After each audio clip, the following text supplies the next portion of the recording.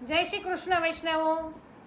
પુષ્ટિમાર્ગીય વ્યવહારિક નિયમો જેમાં 24મો પ્રોટોકોલ આપની સમક્ષ લાવી રહ્યા છીએ કે ગુરુ તથા શ્રી ઠાકોરજી અંગેના કેટલાક વ્યવહારિક નિયમો છે, જેમાં ગુરુ કે શ્રી પ્રભુને પોતાની પીઠ થાય તે રીતે બેસવું કે ન ઊભા રહેવું, ગુરુ કે શ્રી પ્રભુ તરફ આપણા પગ થાય એ રીતે પણ ન બેસવું, ગુરુ કે શ્રી પ્રભુની કોઈ વસ્તુને પોતાનો પગ લાગે નહીં તે રીતે બેસવું, ગુરુથી ઊંચા તો નહીં પણ સમાન આસન પર પણ ન બેસાય।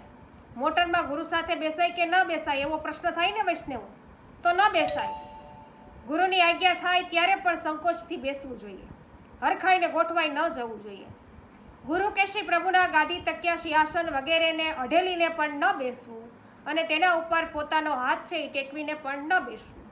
ગુરુ કે શ્રી પ્રભુ સમક્ષ પોતે કપડાં બદલાવા નહીં, ગુરુ કે શ્રી પ્રભુ સમક્ષ ગાવું કે ગુનગુનાવવું નહીં, ગુરુ કે શ્રી પ્રભુના સૂકવેલા વસ્ત્રો સાથે પોતાના પહેરેલા વસ્ત્રો છે એ સૂકવાય નહીં અને સાથે મુકાય પણ નહીં। ગુરુ કે શ્રી પ્રભુના ઉપયોગના વાસણો સાથે પોતાના ઉપયોગમાં આવતા હોય એવા વાસણો એકમેક નહીં કરી દેવાના, બંનેને ભેળવી નહીં દેવાના। ગુરુ કે શ્રી પ્રભુ સમક્ષ પાદુકા, જૂતા કે પગમાં મોજા પહેરી જવાય નહીં। ગુરુ કે શ્રી પ્રભુ સમક્ષ ખાન પાન વગેરે કરવું નહીં, એની અમાન્ય છે એ જાળવવી જોઈએ। ગુરુ કે શ્રી પ્રભુ સમક્ષ વાળ ઓળવા વગેરે સવરવાના કાર્યો છે એ કરવા નહીં। ગુરુ કે શ્રી પ્રભુ સમક્ષ વિશેષ સ્વતંત્ર આસન, ગાદી, ખુરશી વગેરે પર બેસવું નહીં। ગુરુ કે શ્રી પ્રભુ સમક્ષ બીજાને આશીર્વાદ અપાય નહીં, તો આશીર્વાદ બીજા કોઈને આપણાથી આપવા નહીં। ગુરુ કે શ્રી પ્રભુ સમક્ષ અભદ્ર, અશિષ્ટ, હસી મજાક કરવી નહીં કે તેમની પાછળ પણ ઉતરતા શબ્દો બોલવા નહીં, જેમ કે ગુરુ ફુરુ, ભગવાન ભગવાન, મહારાજ ફરાજ, ભક્તિ ભક્તિ, સામગ્રી બામગ્રી વગેરે એવા શબ્દો છે પાછળ જે આપણે બોલતા હોઈએ એવા બોલવા નહીં। ગુરુના પરિવારજનો તથા ગુરુ કે શ્રી પ્રભુની સેવામાં નિયુક્ત પરિચારિકો હોય, સેવકો હોય એને પણ પોતાનાથી શક્ય તેટલો યથાચિત આદર છે આપવો જોઈએ, તથા સંબોધન છે એમાં અથવા તો નામ ઉચ્ચારણમાં પણ જીકાર છે એ લાવીને બોલવું જોઈએ, જેમ કે મુખિયાજી, ભીતરિયાજી, કીર્તનિયાજી, ભંડેરીજી, ખવાસજી એમ બોલવું જોઈએ। અને ગુરુ કે શ્રી પ્રભુના ચરણ સ્પર્શ કર્યા પછીથી હાથ કાસા કર્યા વિના તેમના સંબંધી સેવાના કાર્યો કરવા નહીં। ગુરુ કે શ્રી પ્રભુની સેવાના કોઈ પણ કાર્યના વિષયમાં પોતાનામાં મોટપ વિચારવી નહીં કે સેવાનો કોઈ પણ કાર્ય બાબત છે હિનપ પણ વિચારવી નહીં। ગુરુ કે શ્રી પ્રભુ સંબંધની કોઈ પણ વસ્તુની આપણે ફેંકાફેંકી કરવી નહીં।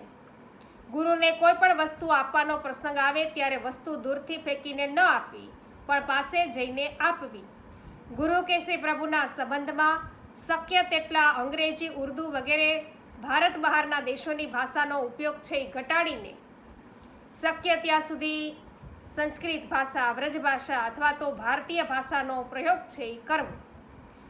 દીક્ષાદાતા ગુરુ પોતાનાથી ઉંમરમાં મોટા હોય કે નાના હોય કે સમાન ઉંમરના હોય તો પણ તેનામાં પોતાના જન્મદાતા પિતા સમાન ઉચ્ચ પવિત્ર આદરપૂર્વક સ્નેહ ભાવ છે એ રાખવો।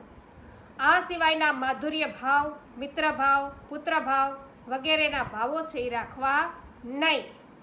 ગુરુ કે શ્રી પ્રભુ સમક્ષ આંખો બંધ કરી બેસવું નહીં।